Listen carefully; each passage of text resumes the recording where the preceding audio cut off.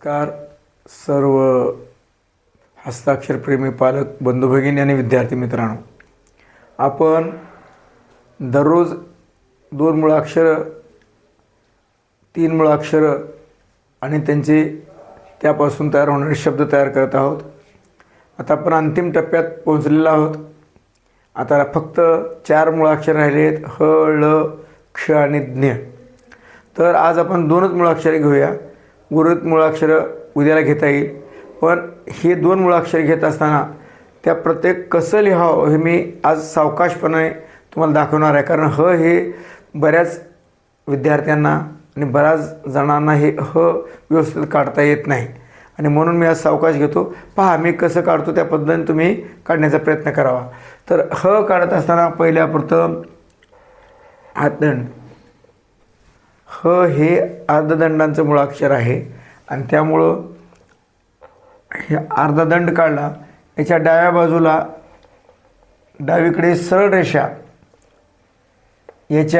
या अर्धदंडांच्या दुप्पट इतकी सरळ रेषा आणि मग याला पूर्वी काढलो होतो त्याप्रमाणे हा भाग असा घ्यायचा आहे आणि मग खालून गोल घ्यायचा आहे. तर या पद्धतीनं ह आपण या ठिकाणी काढलेला आहे.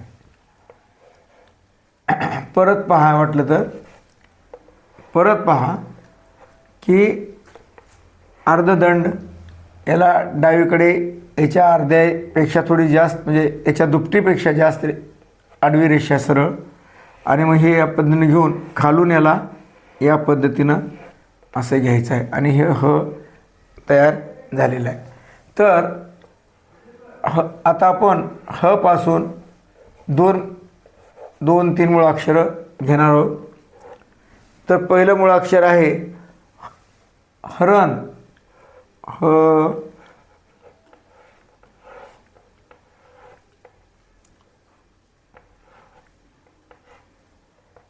हे र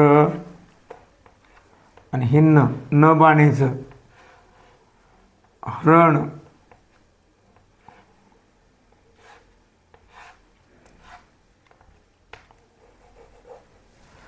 म्हणजे परत रचा सराव आणि मग रचा सराव आणि न बाणायचं. दुसरा शब्द आपण घेऊया हात.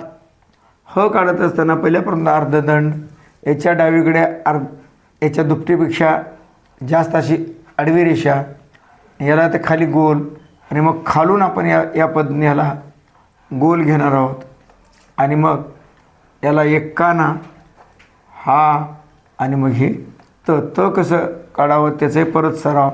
ही आडवी रेषा इकडं खाली घ्यायचं आहे आणि मग या पद्धतीनं हा त. यानंतर पुढचा जो शब्द आहे तो आहे हवा. तर हे ह काढा अगोदर पहिल्या प्रथम. ह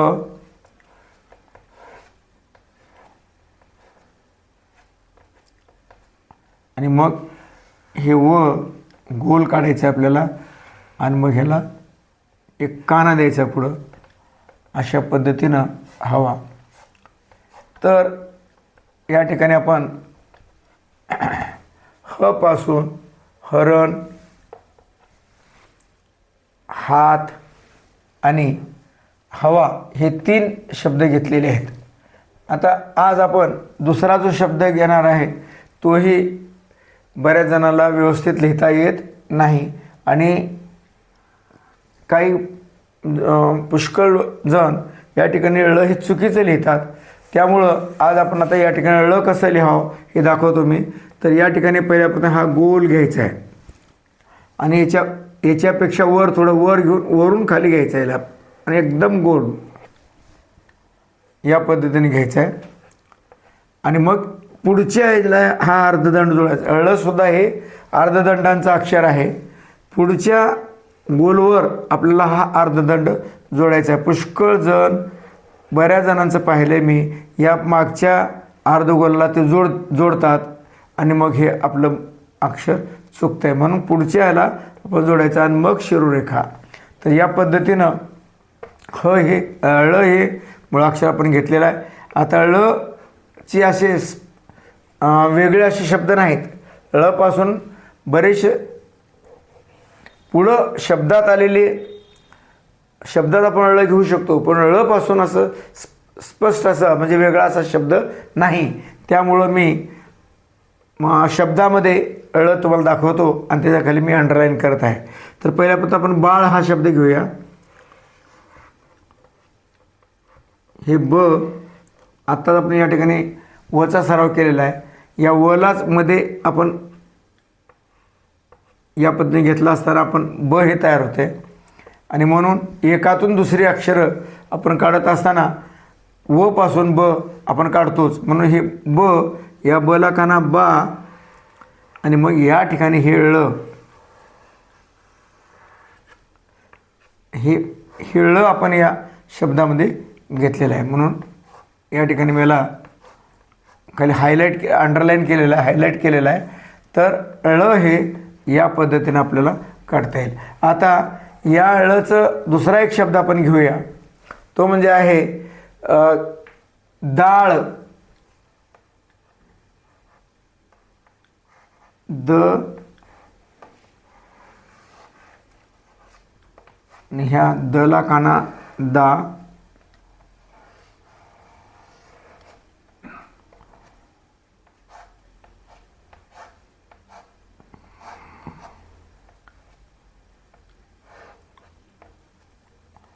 हे हा दंड अर्धदंड ह्याचा आणि या पद्धतीनं आपण ह्याच्यामध्ये इथे या ठिकाणी ळ काढलेला आहे.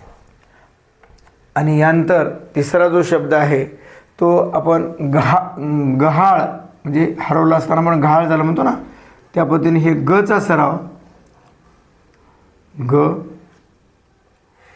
आत्ताच आपण हचा सराव केला आहे, त्याच पद्धतीनं हला काना हा या ठिकाणी घेऊया.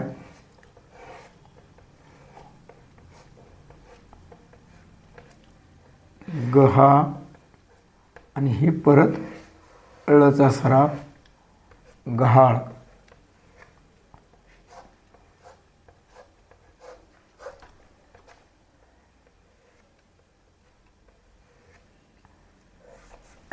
तर आज आपण या ह आणि ळ या दोन मुळाक्षरांचा सराव घेतलेला आहे आणि त्यापासून शब्दही आपण तयार केलेले आहेत. त्याच्यामध्ये ह पासून हरण, हात आणि हवा आणि ळ हे यापासून असं वेगळा असा शब्द म्हणजे सेपरेट शब्द नसल्यामुळं आपण शब्दामध्ये ळ दाखवलेला आहे. म्हणून ळपासून पहिला शब्द आपण बाळ घेतला आणि या ठिकाणी ळ कसं लिहावं आपण दाखवलेलं आहे.